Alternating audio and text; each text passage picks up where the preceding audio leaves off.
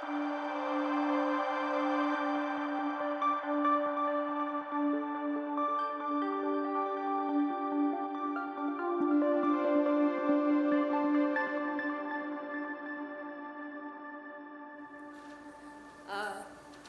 hope everyone can hear me. Yes. Good morning. Good morning.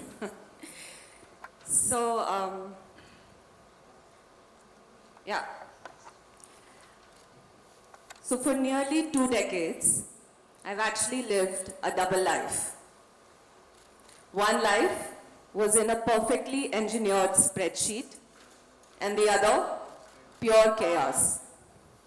When I was 24, working in Manhattan at Goldman Sachs, my husband and I decided to buy our first home. We achieved it not because we won a lottery or by sheer luck. It was actually by building a constantly updated Excel spreadsheet that tracked every dollar expense and every projected payment timeline. The following year, when I was pregnant with my first child, guess what? I created a baby items to buy list. One that told me what to buy when, and it was so perfectly organized that our friends started using it. You guessed right. I was doing all of these spreadsheets and lists because I believed that it could create order during our most stressful and challenging times. And I am that person who will crawl up in bed with my laptop, open up an Excel spreadsheet, and have a twinkle in my eye. Of course, my husband is jealous. So my personal life was a model of clarity, and that led me to my core belief that clarity is a practice skill, not a natural gift. And while my personal life was driven by my analytical left brain, my professional life was about to put that logic to the ultimate test. So over the next few minutes, I'd like to share 4 lessons of how I believe and how it shaped my thought process around clarity, data, and the rise of artificial intelligence, and why I believe the human element is becoming ever so more important in this era of AI. So as you saw, my personal life was a masterclass in structure. But my early career was a 15-year meander across various roles like trading technology, investment banking, venture capital operations. I looked successful on paper, but inside, I felt increasingly lost. In fact, someone early on in my career told me that you don't understand the business. I was chasing the next opportunity, the what, but I lacked the why. Actually, the truth was, I wasn't feeling like I was getting paid enough, nor was I progressing in my career. I had the roles, the titles, the responsibilities, but I was swimming in a space where I wasn't progressing, nor was I feeling like I was enjoying what I was doing. That uncomfortable truth actually made me take a pause, and under the guidance of my mentors, make me go through a self-assessment, my Ikigai week. And that self-discovery led me to, over the next decade, being named and honored as India's top 100 women in finance, and where I was continuously invited by the Bloomberg Markets Asia team to share my financial expertise about India with the world. So that brings me to lesson number 1. Data means nothing without self-clarity. So I hope you got that. We can analyze markets, we can predict trends, we can project outcomes. But if we don't understand our own internal compass or what our business wants to achieve, we remain directionless. So while I leaned heavily on my analytical left brain for decision making, there were moments in my life where my risk-taking right brain was activated. One such moment was when I was given the opportunity to build my current company, an AI-driven data analytics firm. In fact, It wasn't a long-drawn process. It was a 3-minute gut decision. And that too while I was standing in the middle of Columbia University, seeing unfold before my eyes a structural shift where the university was setting up its own separate data science institute. But my gut wasn't acting alone. In fact, I was in a Zen, calm-like state. While my decision may have felt instinctive, it was backed by years of preparation, having the right skills, the passion, the right founding team, and a large market opportunity to chase after. This logical check enabled me to take that emotional leap of leaving behind my stable corporate career and my financial market expert credibility that I had built. Because the analytical left brain must be armed with the risk-taking right brain, because true clarity comes when you balance both logic and emotion. And that brings me to lesson number 2.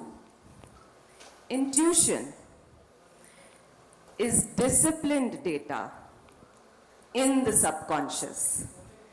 And we can really see that play out in today's AI world and what's going on in the world around us. But intuition is becoming ever so more important in this shift the biggest shift that's happening in our time, AI and the explosion of data. In fact, 90% of the world's data was generated in the last 2 years alone. Any guesses out there how much data that is? Anyone? Are data experts here? Okay, so I'll give you the answer. It's about 150 zettabytes, where 1 zettabyte is 1,000,000 gigabytes. That's a lot of zeros, and that's why our phone and email storage is always getting full. But AI is incredible to distill this abundance of data into meaningful insights. In fact, one of the projects that we were working at with a large manufacturing company, we were able to identify that 25% of their total truck trips in their logistics division were inefficient. The data and the analysis gave us this fact. But now imagine if we had dropped this fact on the grounds team, like a grenade, they would have all revolted. Because we needed to understand the business, the relationships, and the realities of how we could suggest even how to improve those inefficient truck trips. Because facts without context actually leads to resistance and poor adoption of the technology. And here's something personal. In my early training as a theater artist, where I performed across India and the US, I was taught how to read tone, body language, disappointment, and acceptance. Today I rely on that when I have to see how my insights will land with people. Because AI is fantastic in processing data, but it can't read the room yet. And that is why the human in the loop has become indispensable when we are transitioning through this phase. And that we all understand now that data can be intimidating, it can be misinterpreted, but it's the stories that we build with them and the delivery of it that results in the human acceptance to trust the technology. And hence, facts don't create trust. The narrative does. This was lesson number 3. And so in this tussle between adoption versus wait and watch, organizations should not shy away from experimenting. Some organizations run boldly into AI, while others tiptoe. Actually, both are right. Because I've seen a project where we've caught massive fraud, and the organization has been able to generate 100x of return of investment in their technology. But I've also seen a lot of pilots fail In fact, research tells us that 85 to 90% of pilots don't go into full-scale production. So it's important to understand that when we are deploying this technology, we need to understand how are we learning as a team. And that's the question I ask my team every day. Are you learning? Are you testing that relentless effort of learning and adopting? That's what exactly is going to future-proof organizations.